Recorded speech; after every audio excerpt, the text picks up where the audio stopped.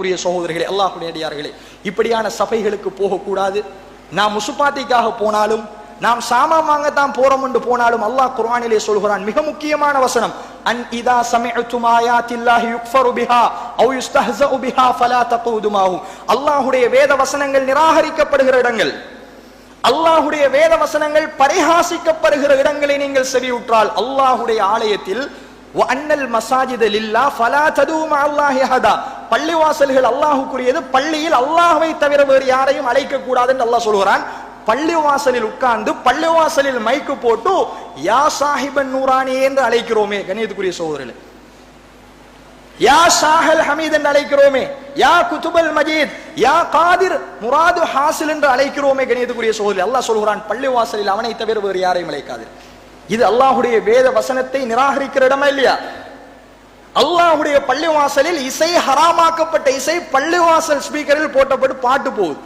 ரசூலுல்லாஹ் சொல்லிவிட்டார்கள், ஒரு கூட்டம் வரும், அவர்கள் ஜினாவை ஹலாலாக்குவார்கள், பட்டை ஹலாலாக்குவார்கள், சாராயத்தை ஹலாலாக்குவார்கள், இசை கருவிகளை ஹலாலாக்குவார்கள். புகாரியில் வரக்கூடிய செய்தி, முஅல்லக்கான செய்தி.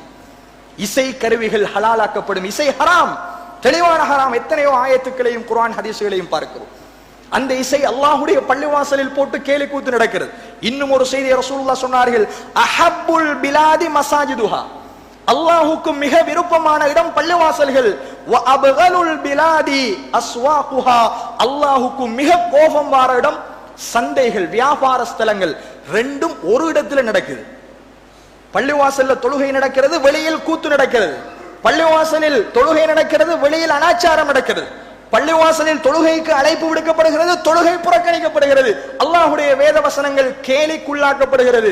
இப்படியான சபைகளை நீங்கள் செவியுற்றால் ஃபலா தகூது மாஹும், அவர்களோடு போய் உட்காராதீர்கள். அந்த சபைக்கு நீங்க என்ன காரணத்துக்கும் போகக்கூடாது.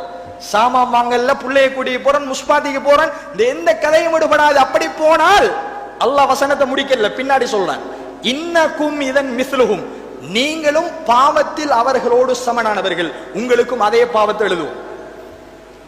நீங்க போய் அங்க உட்கார்ந்தாலே காணும், கலந்து கொண்டாலே காணும், நீங்களும் அவர்களை போன்றுதான் என்று அல்லாஹ்வுடைய குர்ஆன் சொல்கிறது. நஊது பில்லாஹி மின்ஹா, அல்லாஹ் என்னையும் உங்களையும் பாதுகாக்கும். எனவே இப்படியான சபைகளை புறக்கணிப்போம், சத்தியத்தை படிப்போம். குர்ஆனும் ஹதீஸும் கண்ணுக்கு முன்னாடி இருக்கிறது, ஆதாரங்கள் வாயிலாக இந்த மார்க்கத்தை புரிவோம், அதன் அடிப்படையில் செயற்படுவோம்.